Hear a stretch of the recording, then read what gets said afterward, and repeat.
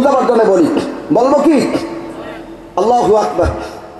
আলহামদুলিল্লাহি রাব্বিল আলামিন আর রাহমানির রাহিম মালিকি ইয়াউমিদ্দিন ইয়্যাকা না'বুদু ওয়া ইয়্যাকা নাস্তাঈন ইহদিনাস সিরাতাল মুস্তাকিম সিরাতাল লাযীনা আন'আমতা আলাইহিম গায়রিল মাগদুবি আলাইহিম ওয়ালাদ-দাল্লিন। আলিফ লাম মিম যালিকাল কিতাবু লা রাইবা ফীহি হুদাল লিল মুত্তাকিন আল্লাযীনা ইউমিনুনা বিল গায়বি ওয়া الصلاة مما رزقناهم ينفقون والذين يؤمنون بما أنزل إليك وما أنزل من قبلك وبالآخرة هم يوقنون أولئك على هدى من ربهم وأولئك هم المفلحون الله أكبر। আমারটা তো তাও কেমন একটু বুঝছেন, বোঝা যাচ্ছে না? কিন্তু এমনও স্পিডে পড়ে কিছু বোঝা যায় না। সুতরাং মসজিদে ঢুকবেন, কান লাগান।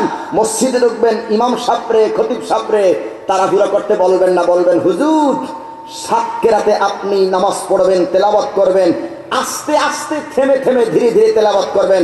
মসজিদের দিকে আমাদের মনটা থাকবে, তেলাওয়াতের দিক যদি মন থাকে, কলবটা যদি মসজিদের দিক যদি ঢুকে থাকে, ওরাই আল্লাহর আরশে ছায়া পাবে। 2 নাম্বার ব্যক্তি যাদের কলব